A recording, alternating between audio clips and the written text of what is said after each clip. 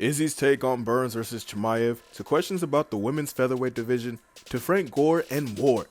Don't forget to subscribe to keep up to date on the latest fight news. Let's get to it. 1. Israel Adesanya thinks Gilbert Burns can get past Khamzat Chimaev. Gilbert Burns is just days away from finally meeting Khamzat Chimaev in the cage at UFC 273 in Jacksonville, Florida. The fight has title shot implications written all over it, but it's yet to be 100% confirmed. Still, it's one of the most highly anticipated fights from the April 9th card.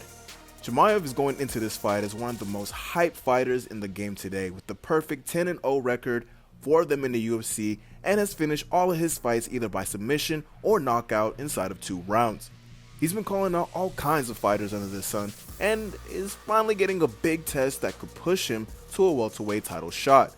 For Burns, a win here could be his quickest path back to a title fight.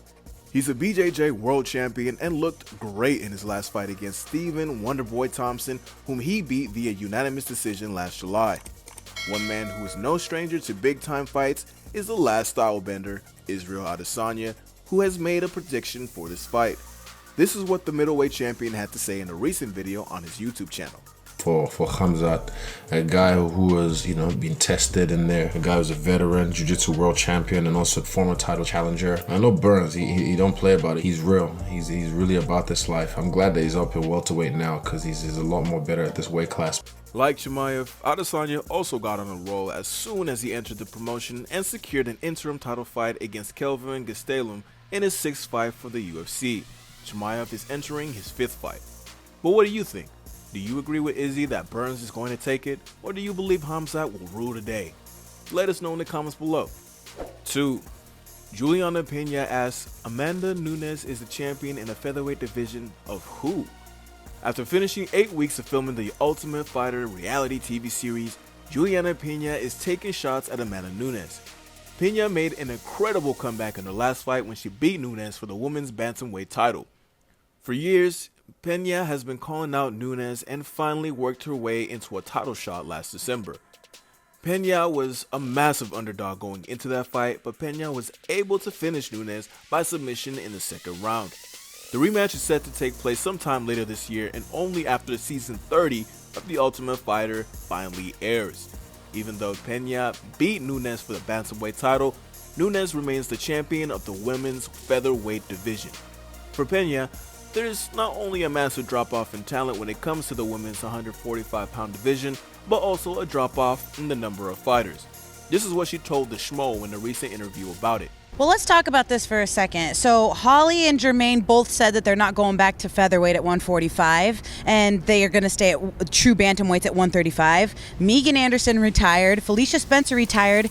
Can you name anybody else in the division other than Amanda? She's a champ in the 45 division of who? Well, they haven't had any rankings in years. The Schmo's been saying that. What the hell is going on with this division? Yeah, so I mean, she says that she's still, the champ of a division of one person, so that's nice. What do you think about her statements here? What do you think is the future of the women's 145-pound division? Let us know in the comments below. Before we get to our next story, take a second to smash the like button and subscribe to the channel to stay up to date on the latest fight news. 3.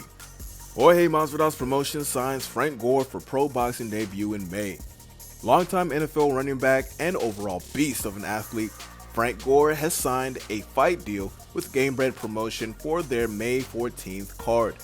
Gamebred Promotions is co-owned by UFC welterweight star Jorge Masvidal. Gore has fought boxing before, having gone 4 rounds against former NBA star Deron Williams last December on the undercard of the Tyron Woodley-Jake Paul rematch. That fight was actually supposed to be a professional boxing bout, but it was changed to become an exhibition fight the day before for unknown reasons. In that fight, Williams beat Gore after 4 rounds via split decision.